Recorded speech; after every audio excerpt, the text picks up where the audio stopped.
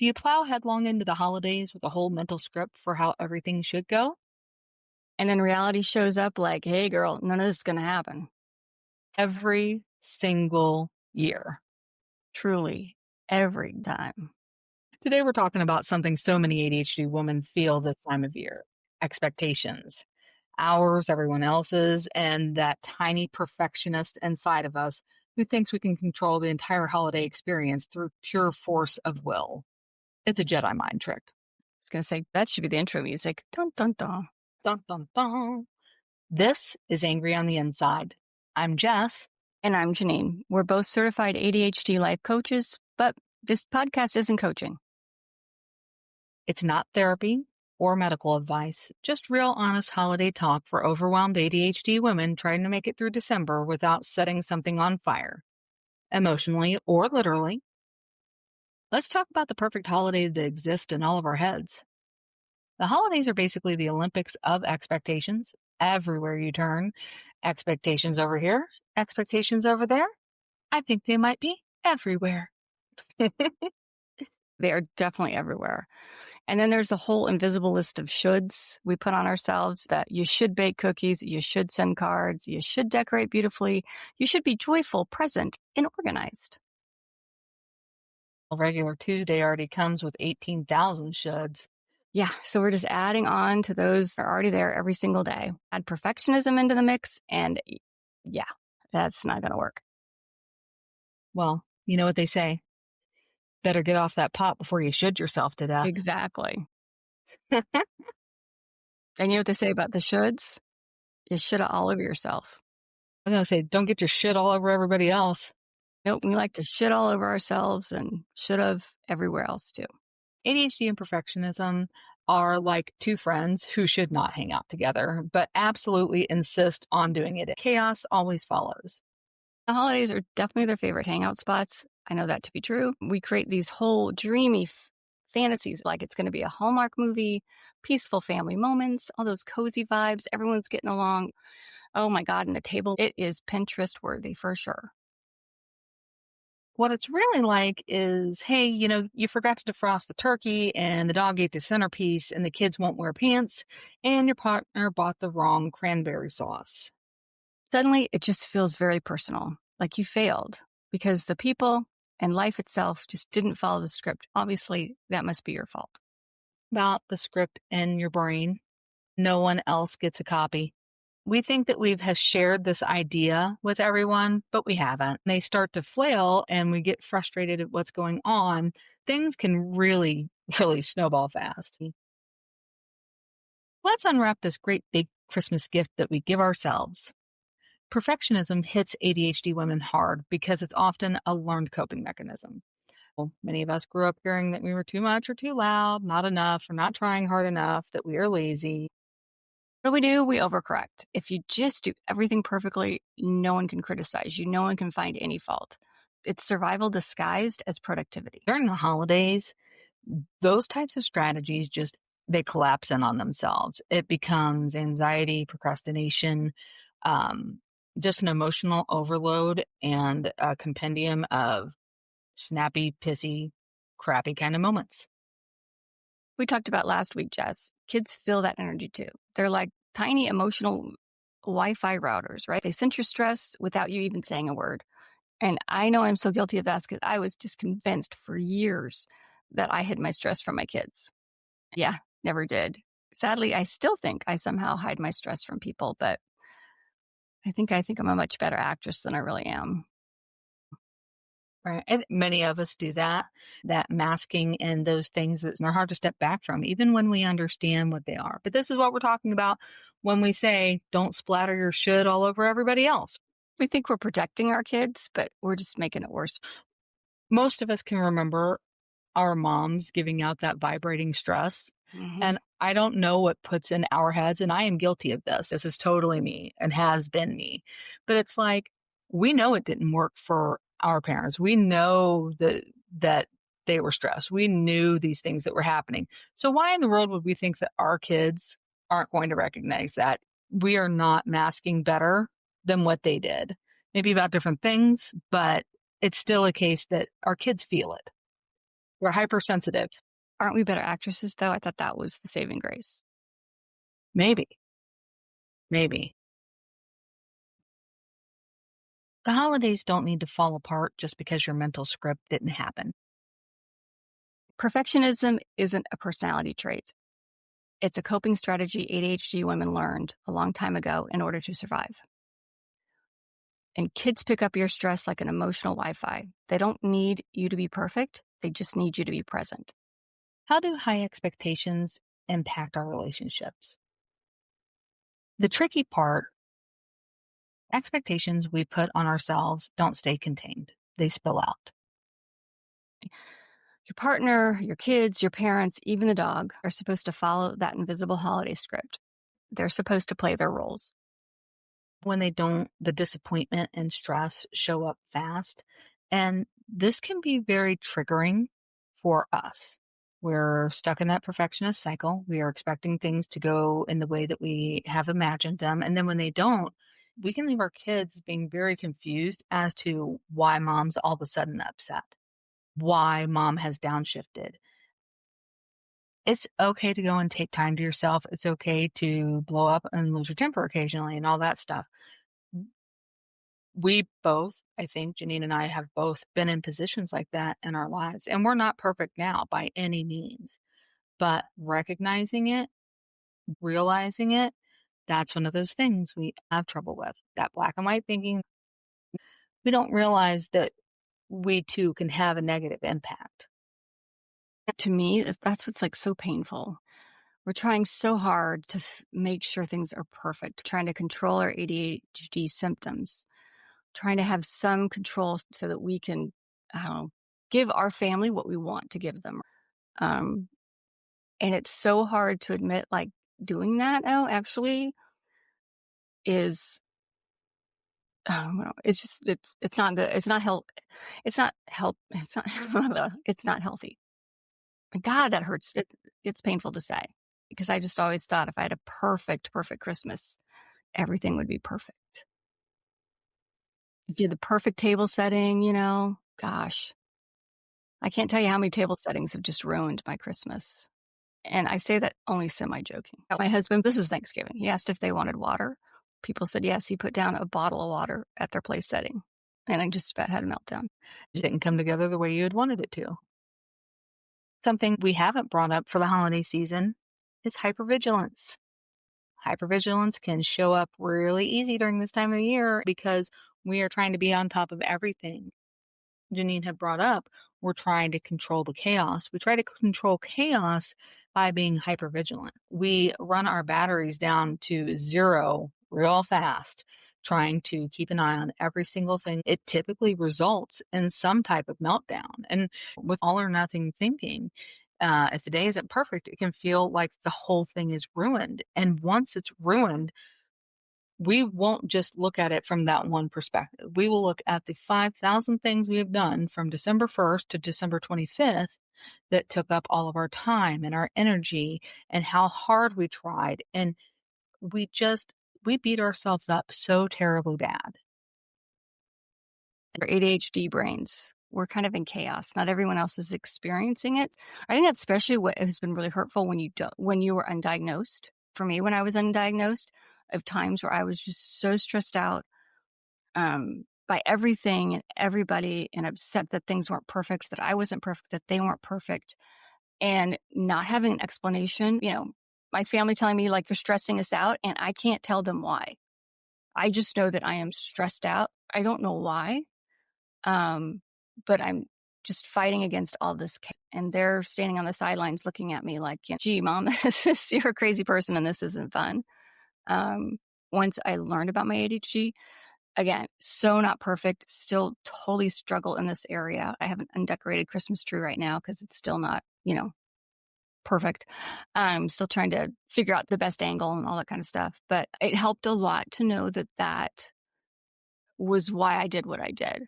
There was the chaos in my head. I was just trying to control it. Now I can step back sometimes and take a breath and two, when your family knows, like, hey, I'm having a moment, you can step out and say, go to the bathroom where you've hidden all the candy or the bottle of wine or both. When you said You're experiencing the chaos, but not everyone else is experiencing it. It can make us feel very, very alone. In those moments, are we doing what we think we're doing? Are we sharing with our words? If we have reached a point where we can't get our words out, do we have a way of signaling to the family that you can't find your words or that you can't speak right now and that you just need time to yourself so that they know you're safe, but you need to be quiet and take your own time? These are the things that also stress our kids out. Young adult, spouse, whatever. If you shut down and you can't talk, even if it isn't, they are still going to think it is about them. You might say, well, yeah, it is about them because they didn't take care of this or that. Okay, people can mess up. The question is, did you ask them? Nobody can read our minds. If you are neurodiverse, more than likely, whether the family members are diagnosed or not, they probably experience some type of neurodiversity.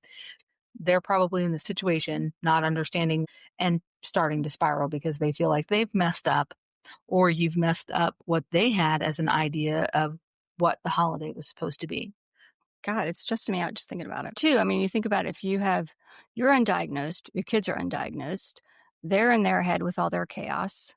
They want to be perfect, right? Because they're like, ooh, that's how they mask. Like, ooh, if I'm perfect, everything will be perfect. But then what your perfect is, what their perfect, it doesn't match up. So everybody is just stressed out, gets defensive. Um,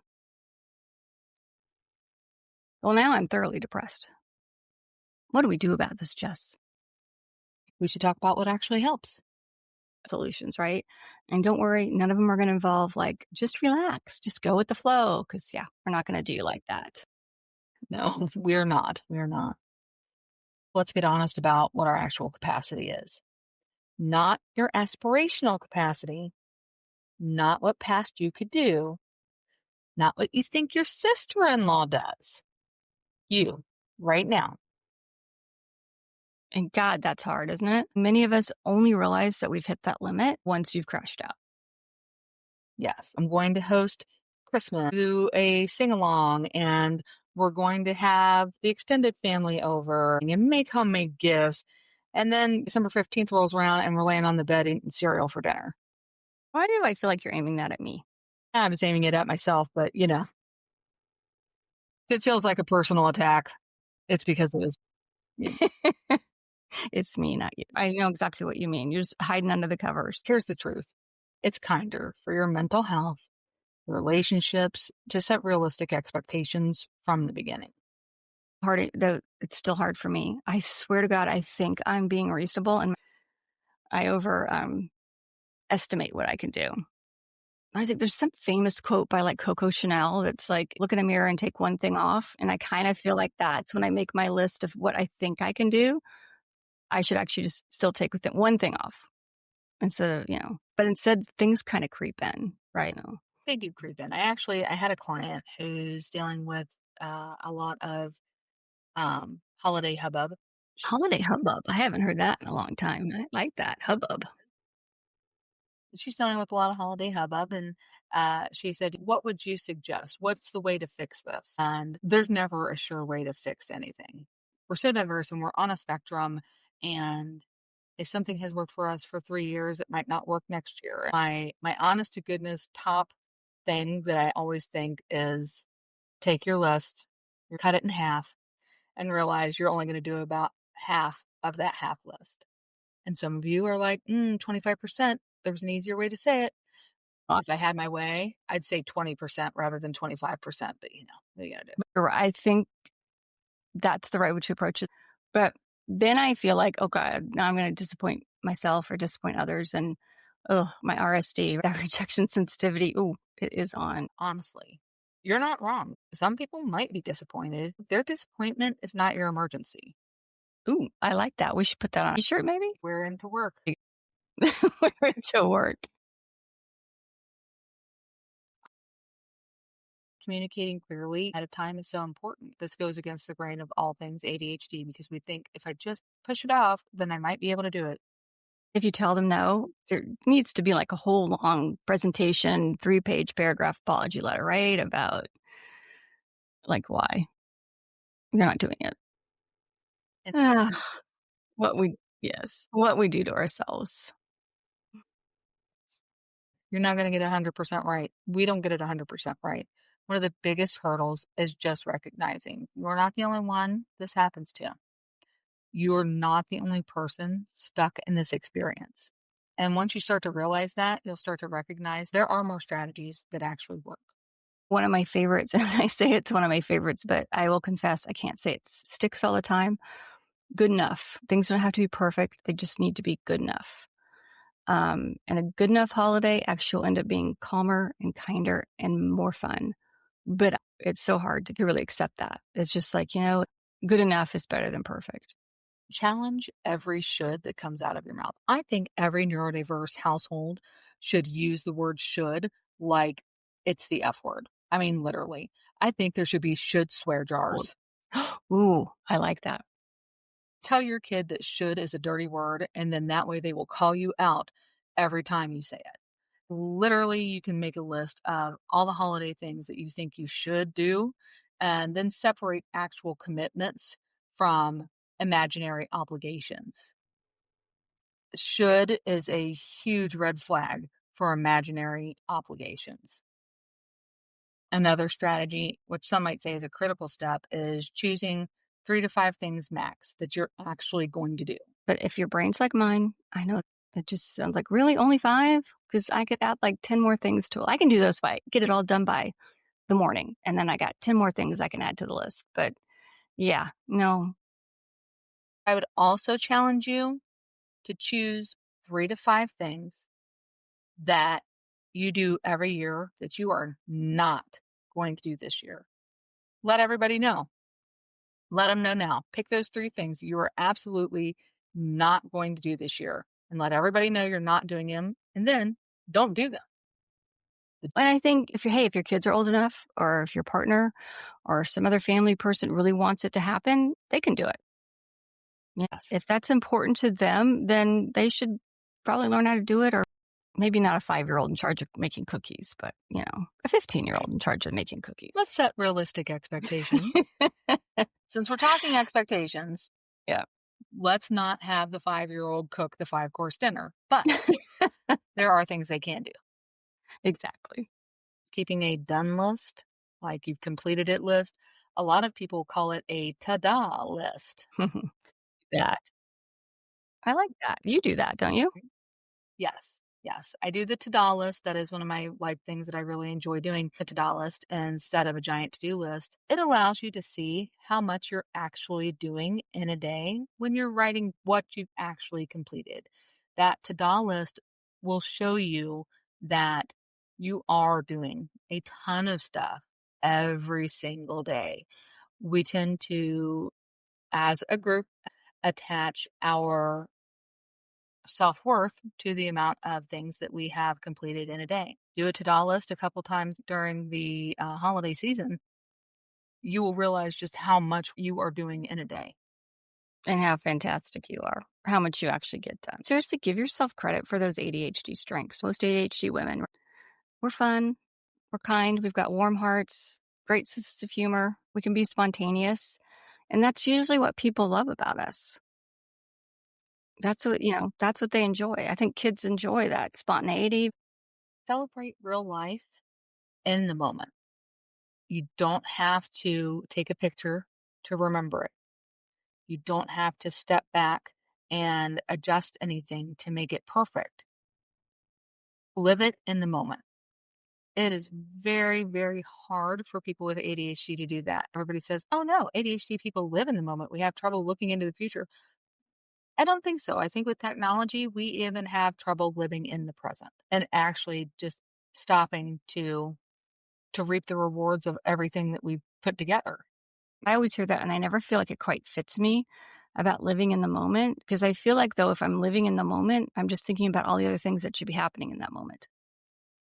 It's not like I'm like, oh, I'm in this moment. I'm just freaking out about all the other things I should be doing or should have done. I was thinking about this, about just being yourself and enjoying those real life moments. And we were picking up the tree this weekend. I noticed we were, driving off the lot with the tree, And I start telling my son a story about a Christmas tree when I was growing up. And he looked at me, he's like, Mom, every time we pick up a Christmas tree, you tell that story. And it's one of those where we had a tree that just kept falling down. Like every morning we would wake up and the tree would be on the floor. And so my mom finally I put a nail in the wall and a hook and tied a rope around the tree and basically attached it to the wall. Now, talk about a nightmare. We would wake up in the morning, the tree would be on the floor. Some of the water would come out. Actually, at the time, it was super stressful. I know it stressed my mom out. I know when my mom is here this Christmas, that story will come up. Because if you really think about your family stories, your holiday stories, it is usually when something went wrong. It's not like, oh my gosh, it was the best meal, Mom. Every course was perfect in that 5-course meals, and the gifts were wrapped gorgeously, and the cookies tasted great. No, it's more like cookies caught on fire. What's your legendary story? The year my mom caught the vacuum cleaner on fire.